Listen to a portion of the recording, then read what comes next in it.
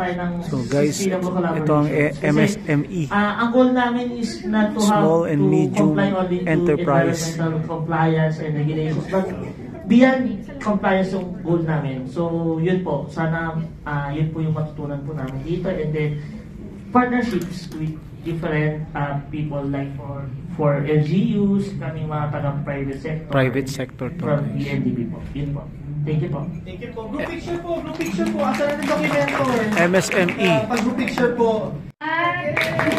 Ayan, kahit medyo maulan, pero andito po tayo ngayon. Ano po? So, blessed morning to everyone. I am Miss Annabelle Wahing of EMB-NCR Solid Waste Management Section. And ako po ang representative ng group namin, composed of national government agencies.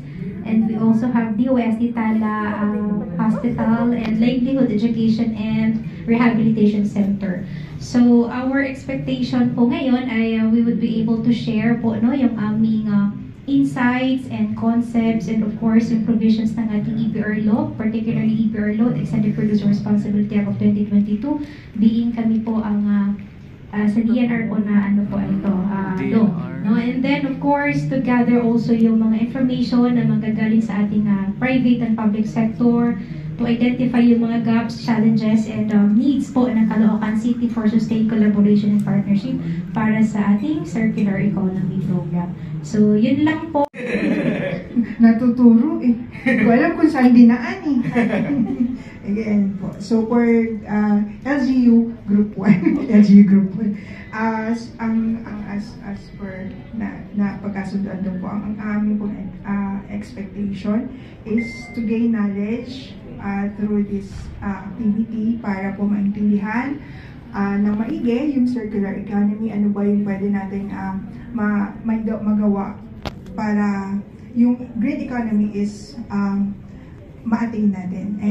And siguro po yung malaman namin yung mga policies, lalo na po from the national government, yung national policies, and come up with local policies na magsusupport towards green economy. For LGU Group 2 po, ang mga kasama ko po, actually may kasama na po kami mga barangay, si Barangay 167, si Barangay 160. Then may representatives po kami from City Engineering Department, then City Environmental Management Department, CAs, and sa City Planning po namin pati GST.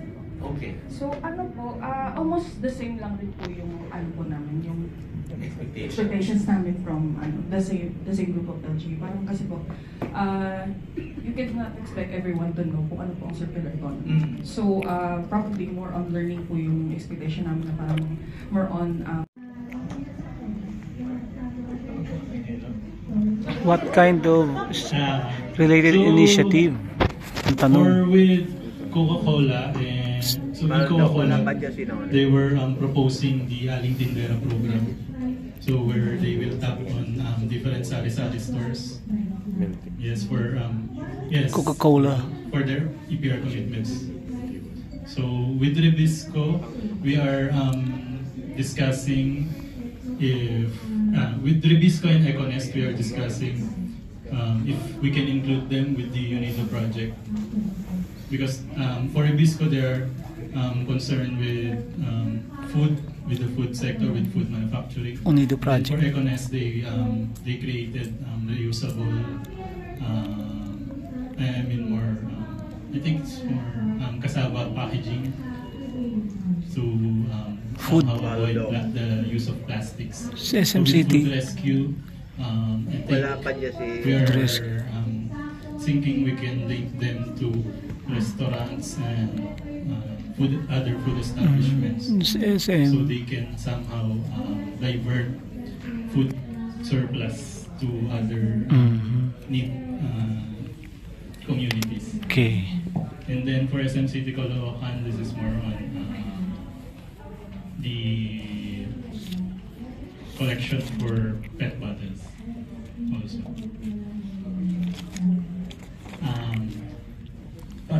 It's possible, yes. Thank you. Okay, sir, you have a question po for Moiko.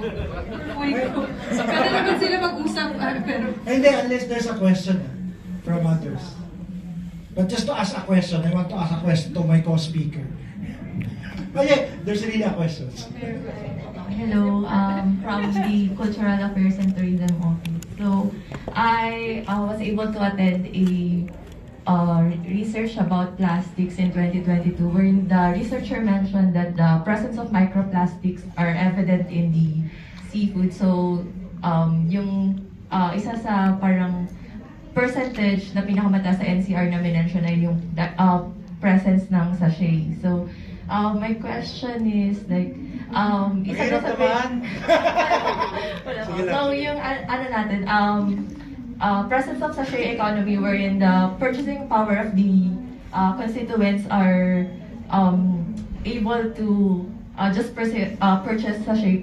Doon po sa mga LGUs na mayroon na pong refilling stations, paano po siya parang in-encourage yung accessibility po ng mga refilling stations and at the same time yung affordability niya? Kasi parang isa po dun, diba, kaya dumadami yung sachet ay dahil yun yung kayang i-purchase ng mga constituent. And at the same time po, parang looking at the as a tourism office, parang possible po ba siya na parang gawin na halimbawa yung mga refilling station or i-open siya into a tourism like yung pagpaprocess ng paggawa ng mga shampoo or soap bars, like pwede ba siyang i-open, i-transform in tourism, like yung parang pwede siyang maging part ng tourist tour, kunyari kung magkakaroon yung Caloocan na isa sa mga pwedeng puntahan dun sa city, parang ganun po. Thank you. Actually, grabe ka ma'am. Actually, it's our workshop tomorrow. She already described to us a portfolio. It's a circular economy portfolio already, looking at the entire thing. So, first to answer, I understand. Kasi we cannot just copy and paste from a developed country yung circular economy models. My dad growing up was a tricycle driver. So, whenever there's a campaign for me, buy in bulk, we could not relate eh. Kasi he only earned 150 per month, God bless his school. Pero 150, 200, utak ka kay Kaawring. Diba yung mga ganun sa siya eh. Pero actually, it's more expensive. It's more expensive than buying in bulk. But what can we do? So we're not that rich.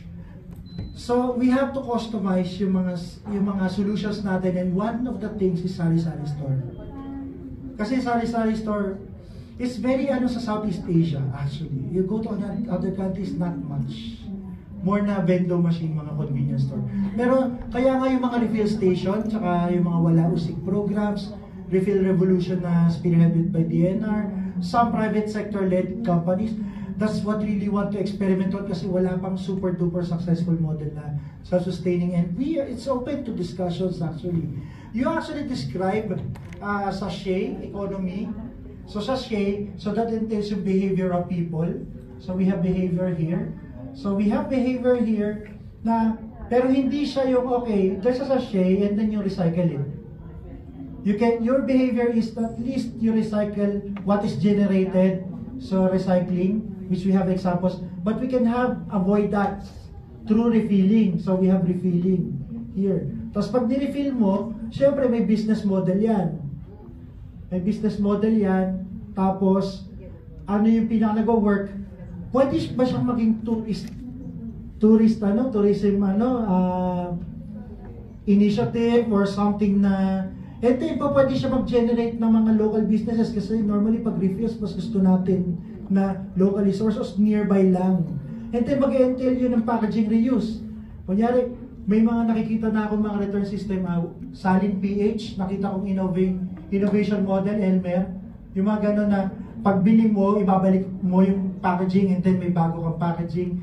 So, actually, ang daming model niyan na yun, actually, yung portfolio na to. Kasi hindi, thank you for asking the question kasi we're not asking just the equipment that we need to use, pero gusto natin yung buong landscape, tourism, business model, behavior, possibly ordinance, possibly incentive scheme, etc. It's one model already. So we are very open to that actually. So ano ba yung tanong? Kasi binood siya po.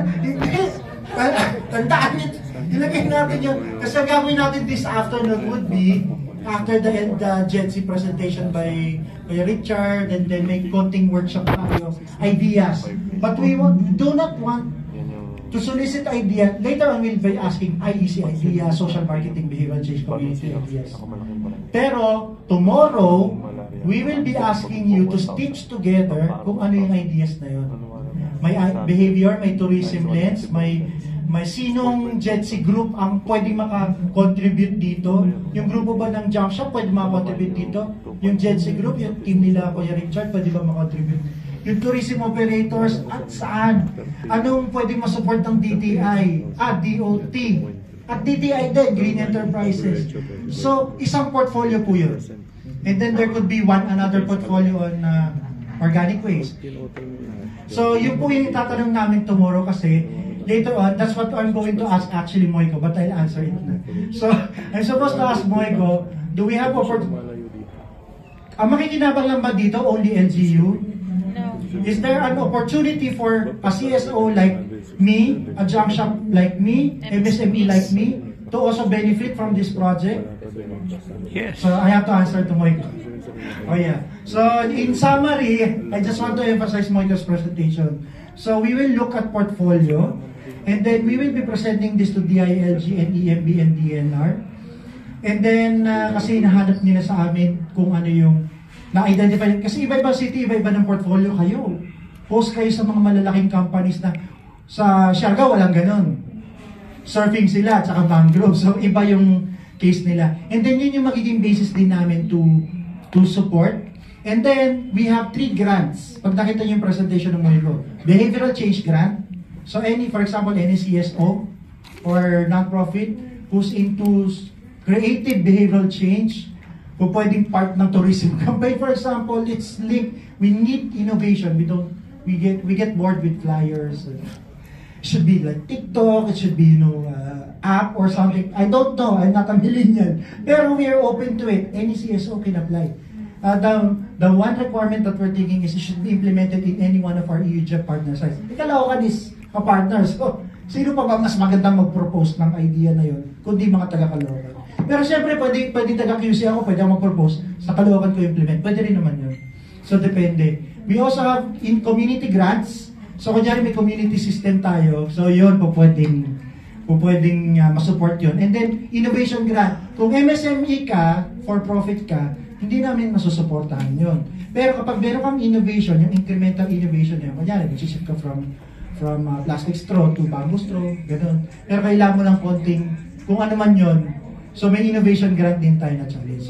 So, kaya po nandito na rin kayo, pero hindi po same kayo lang. Later on, mag-aano pa tayo kung sino pa yung po pwede maging partners at katulong ng city when it comes to. So, lahat po, meron po talagang entry point namin is city, pero meron din sa mga CSOs, POs, behavior people, and MSMEs, and youth. Yeah. Yes, ma'am. Good morning po. From PESO po. Just to add po, kasi one of the things that I've noticed nung this is a slide is being from PESO, one of the programs that we are implementing is the livelihood program para po sa mga constituents ng city. So as you are talking about agencies that may be able to be of help in implementing the program, talking about MSMEs po, isa po kasi sa mga programa ng Department of Labor and Employment is the livelihood program. But one of the things kasi po na challenge about that is pagdating po sa livelihood program of DOLE, they are boxed to a certain and then certain projects and products that they can give. So siguro po, one of the things that could be of help in terms of ng agency is yung maidagdag po yun na yung nasa ganitong sector, mapwede silang mabigyan ng grant. Kasi one of the grants na binibigay po nila is pwede pong expansion or new. So for those na gustong magtayo ng ganitong klaseng business, or even cooperatives with already existing business that's inclined po dito sa ganitong mga projects, pwede po sila sigurong madagdag. Kasi yun nga po, nakabak sila sa certain, like for example, sari-sari store, bigasan, mga ganun. So kung madadagdag po to, siguro that could be one agency na pwedeng makadagdag din sa tulong na mabibigay for this kind of project.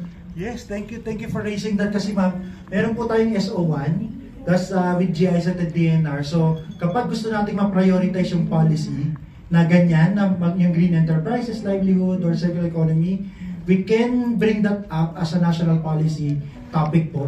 At our level, we can also do, depende po sa yung local circular economy action team na draft, you can include kung sino man po yung po pwede makasupport dun po sa circular economy action team nyo. Cooperative, yes. Actually, isa sa mga nakita naming limitation is that yung mga POs and CBOs they can tap. Pero normally, para makakuha sila ng grant, dapat merong legal identity. So, hoping merong registered, kahit doli lang minimum. Pero maganda kung SEC tsaka co-op. CDA, even the best, I mean, medyo mas stronger. Pero basta may legal identity with structure, pwedeng mag-handle ng grant na hindi mapa-financially mismanaged, that would be nice. And if not, we are hiring also agency specialists who could support.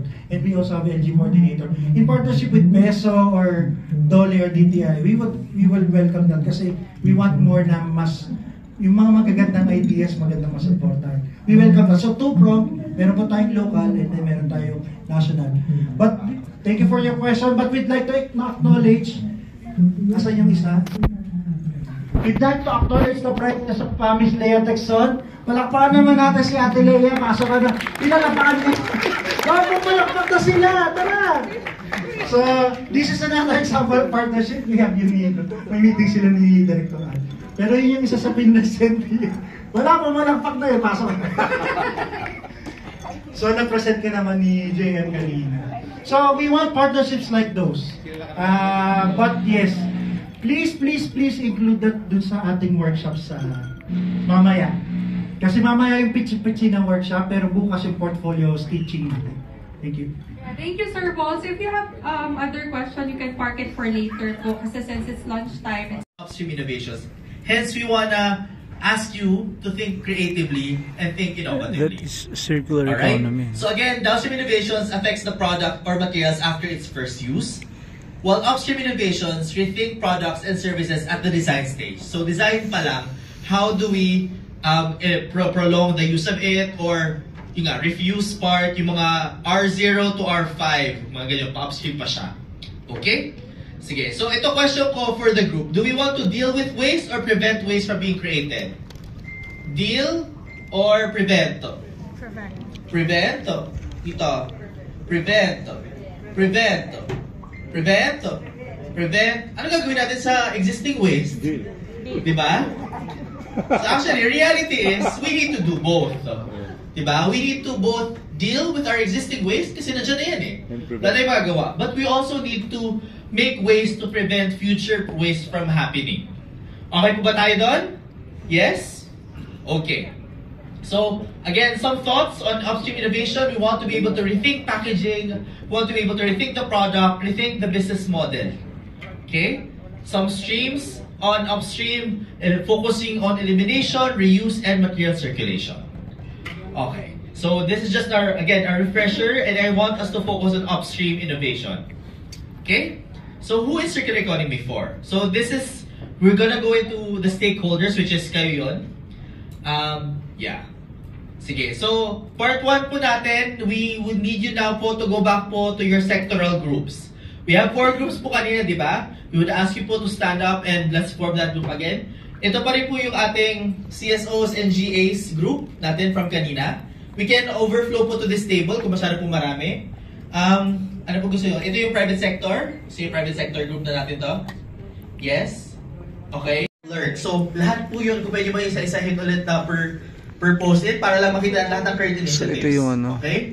So yun na kung sino din gumagawa. Questions regarding From the stakeholder. LGU side, I think may mga policies na kayo on green public procurement. Please write that down. Kung may policies kayo for green building. Matrix guys, so stakeholder map matrix. Initiative, opportunity, barrier, and enabling mechanisms. Existing partnership with malls in collecting PET bottles. So, we have this na po at ginagawa na po natin yan. So, part of initiative ng LGU. And sa barangay, ito pong with existing MRF, urban gardening and composting, barangay.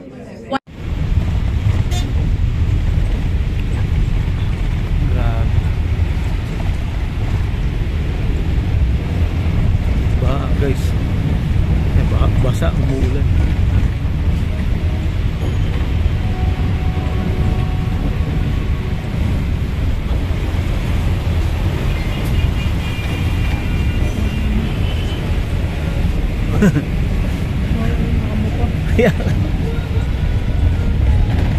Mag-shower ka muna. Lakas ang ulan, no? Tayo nagbabike mo, men. Mag-shower kayo dyan.